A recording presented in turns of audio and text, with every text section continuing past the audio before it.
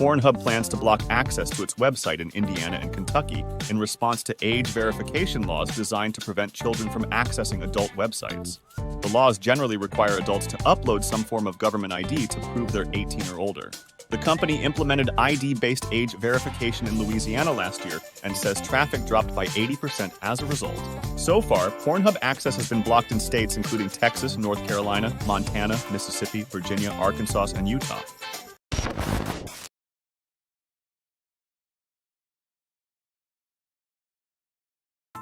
Canada is becoming the first country in the world to print individual warnings on cigarettes. But this new frontier in government anti-smoking advocacy just happens to be occurring in tandem with a Canadian government program to hand out large quantities of free opioids to addicts. And the idea is, instead of having addicts get their fix from the black market, they just hit up the government for the occasional baggie of hydromorphone, an incredibly powerful medical painkiller. On one addiction crisis, Canada is pushing harsh, stigma-based abstinence, but on another, it's doing the exact opposite.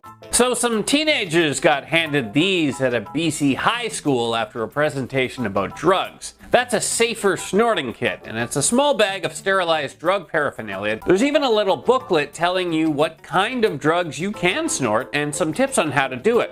Have condoms and lube with you. You may want to have sex while high, reads one. Another tip is to decorate your straw so you don't get it mixed up while snorting with friends. There's never previously been any controversy about such celebrations being mandatory, until the school system got involved. Up until 2018, you rarely even saw the rainbow flag flying outside Canadian public schools. Now, schools across the country have leaned hard into Pride celebrations. Drag queen guest speakers, craft projects on gender diversity, or just get the kindergartners together for a miniature Pride parade.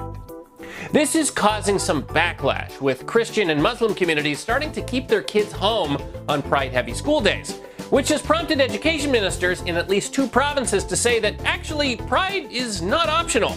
As BC Education Minister Rakna Singh wrote in a message to kick off Pride Month, all schools must comply with the Human Rights Code and demonstrate they are creating safe, welcoming, and inclusive environments for our students and staff.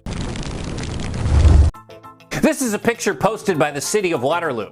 It shows workers power washing tire tracks off a Pride crosswalk, which Waterloo called an act of hate. You do have a situation now where if someone stomps on their brakes in an emergency, they may accidentally commit a hate crime. Because this happens all the damn time. Dawson Creek, West Vancouver, Niagara-on-the-Lake, Saskatoon, Lethbridge, Ottawa, Brantford. This is why people generally avoid putting flags, coats of arms, religious symbols, or other honored imagery on roads.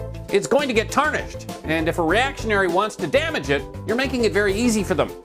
Except in Iran, where they paint US and Israeli flags on the ground specifically because they're going to get stepped on and run over.